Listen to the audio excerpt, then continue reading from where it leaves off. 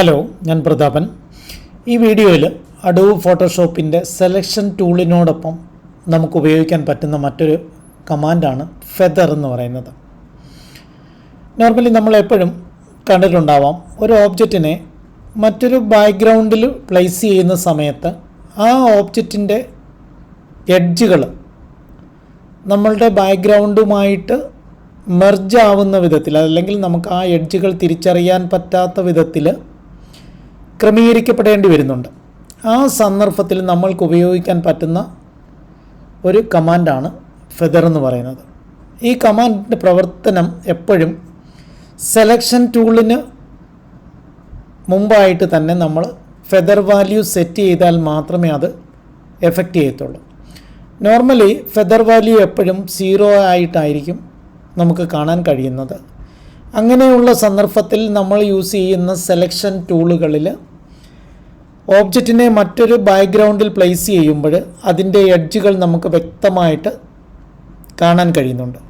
പലപ്പോഴും നമ്മൾ മാഗസിനുകളോ അതുപോലെ തന്നെ ഫോട്ടോ ആൽബങ്ങളിലോ മറ്റൊരു ബാക്ക്ഗ്രൗണ്ടിലേക്ക് നമ്മുടെ ഫോട്ടോകൾ പ്ലേസ് ചെയ്യുമ്പോൾ ആ ബാക്ക്ഗ്രൗണ്ടിൽ നമ്മൾ പ്ലേസ് ചെയ്ത ഫോട്ടോ മെർജ് ചെയ്തതാണെന്ന് തോന്നാത്ത വിധത്തിൽ സെറ്റ് ചെയ്യുക എന്നുള്ളതാണ് ഇതിൻ്റെ ശരിയായ വിധത്തിലുള്ള ഉപയോഗം. വീഡിയോ ഇഷ്ടപ്പെട്ടാൽ ലൈക്ക് ചെയ്യാൻ മറക്കരുത്. അതേപോലെ തന്നെ ഇതുവരെയും സബ്സ്ക്രൈബ് ചെയ്യാത്ത പ്രിയ സുഹൃത്തുക്കൾ ദയവായി സബ്സ്ക്രൈബ് ചെയ്യുക. എന്തെങ്കിലും നിർദ്ദേശങ്ങളോ സംശയങ്ങളോ കമൻ്റായിട്ട് നിങ്ങൾ രേഖപ്പെടുത്തുക. അപ്ലോഡ് ചെയ്യപ്പെടുന്ന ഓരോ വീഡിയോയും നിങ്ങളുടെ മൊബൈലിലെ യൂട്യൂബ് ആപ്ലിക്കേഷനിൽ നോട്ടിഫിക്കേഷൻ ലഭ്യമാകണമെന്നുണ്ടെങ്കിൽ നിങ്ങൾ യൂട്യൂബിൽ കാണപ്പെടുന്ന ബെൽ ബട്ടൺ കൂടി ഓണാക്കുക. അതുപോലെ തന്നെ നിങ്ങൾ നിങ്ങളുടെ സുഹൃത്തുക്കളിലേക്കും വീഡിയോ ഷെയർ ചെയ്ത് കൊടുക്കുക. ഫെദർ ടൂളിൻ്റെ പ്രവർത്തനം എങ്ങനെയാണെന്ന് നമുക്ക് ഫോട്ടോഷോപ്പിലൂടെ നോക്കാം. ഫോട്ടോഷോപ്പിൻ്റെ ഈ സ്ക്രീനിൽ ഞാനിപ്പോൾ 2 ഓബ്ജക്റ്റുകളെ ഓപ്പൺ ചെയ്തിട്ടുണ്ട്. അപ്പോൾ നമ്മുടെ സ്ക്രീനിൽ ഇതേപോലെ ഒന്നിൽ കൂടുതൽ ഫയലുകൾ അല്ലെങ്കിൽ വിൻഡോകളെ ക്രമീകരിക്കുന്നതിന് വേണ്ടിയിട്ട് നമ്മൾ വിൻഡോ മെനുവിൽ പോയിട്ട് അറേഞ്ച് എന്ന് പറയുന്ന കമാൻഡ് യൂസ് ചെയ്താൽ മതിയാവും. അതിൽ ടൈൽ ആൾ വെർട്ടിക്കലി ഉണ്ട്, ടൈൽ ആൾ ഹൊറിസോണ്ടൽ ഉണ്ട്. നമ്മൾക്ക് കൺവീനിയൻ്റായിട്ട് നിങ്ങൾക്ക് ഏതാണോ വർക്ക് ചെയ്യാൻ വേണ്ടുന്നത് നിങ്ങളത് അറേഞ്ച് ചെയ്യുക.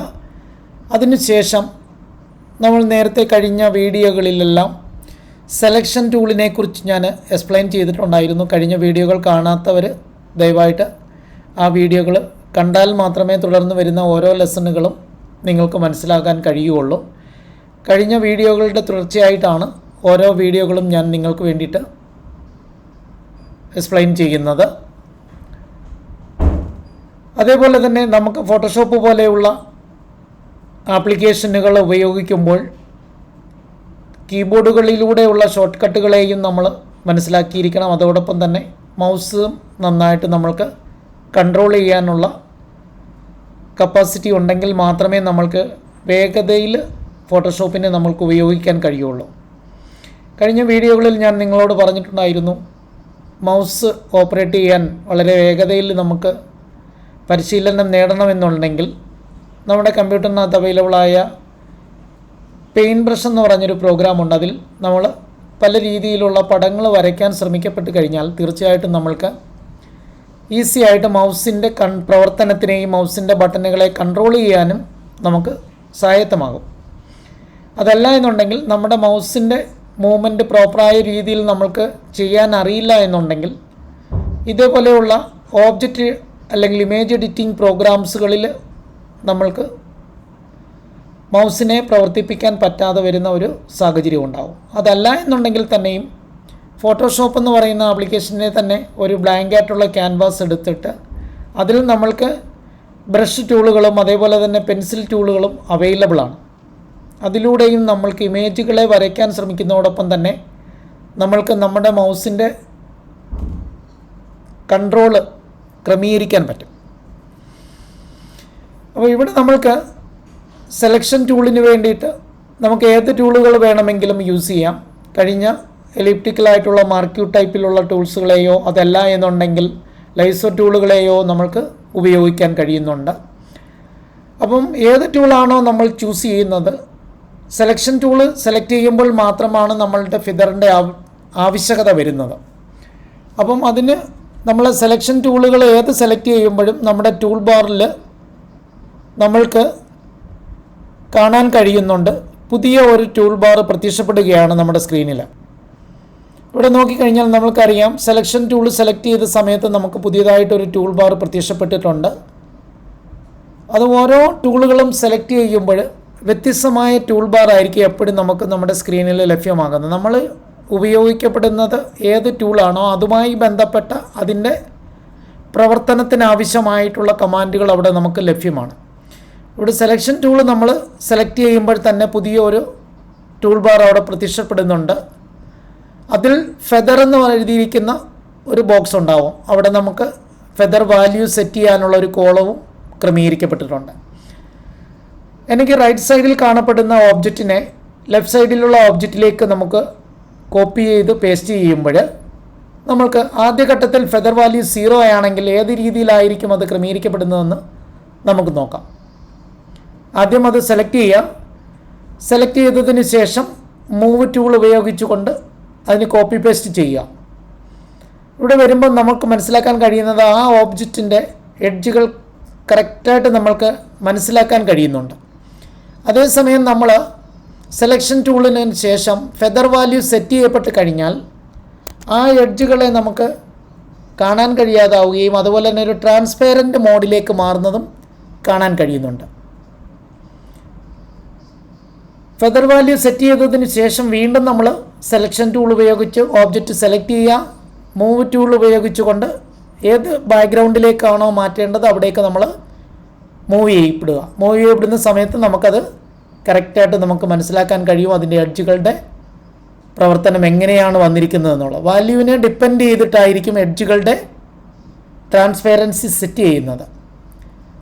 അപ്പം ഏത് രീതിയിൽ വേണമെന്നുണ്ടെങ്കിലും നമുക്ക് അത് ക്രമീകരിക്കാം. അതോടൊപ്പം തന്നെ നമ്മുടെ ഓബ്ജക്റ്റിൻ്റെ ഷേപ്പിനനുസരിച്ച് നമ്മൾക്ക് നമ്മുടെ ഓബ്ജക്റ്റിനെ സെലക്ട് ചെയ്യാൻ സഹായിക്കപ്പെടുന്ന ഒരു ടൂള് കഴിഞ്ഞ വീഡിയോയിൽ ഞാൻ എക്സ്പ്ലെയിൻ ചെയ്തിരുന്നു. മാഗ്നറ്റിക് ലൈസോ ടൂളാണ്.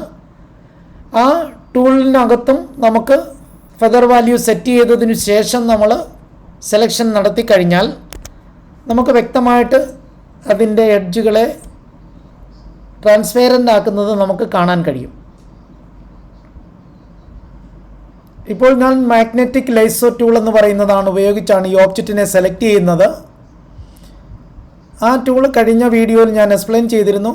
കാണാത്തവർ വീണ്ടും ആ വീഡിയോ ഒന്ന് വാച്ച് ചെയ്യുക. നിങ്ങൾക്ക് ആ ടൂളിൻ്റെ പ്രവർത്തനം എന്താണെന്ന് മനസ്സിലാക്കാൻ കഴിയും.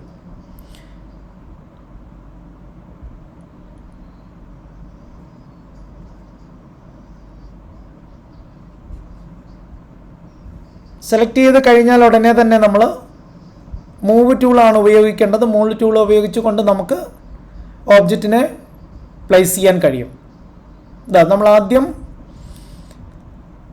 ക്രിയേറ്റ് ചെയ്ത ഓബ്ജക്റ്റിൽ നിന്ന് വ്യത്യസ്തമായി പുതിയതായി വന്ന ഫെദർ വാല്യൂ സെറ്റ് ചെയ്തതിന് ശേഷം കിട്ടിയിരിക്കുന്ന ഓബ്ജക്റ്റുകളുടെ ട്രാൻസ്പെറൻസി നമുക്ക് വ്യക്തമായിട്ട് നമുക്ക് മനസ്സിലാക്കാൻ കഴിയുന്നുണ്ട്.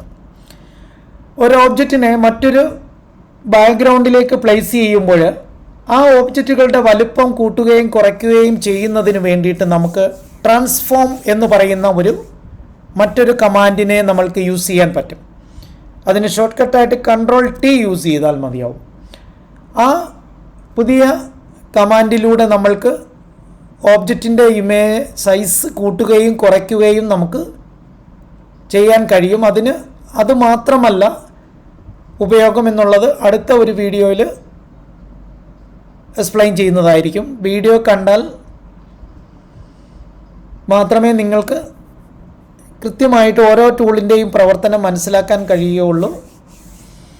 അതുപോലെ തന്നെ വീഡിയോ ഇഷ്ടപ്പെട്ടാൽ ലൈക്ക് ചെയ്യാൻ മറക്കരുത്.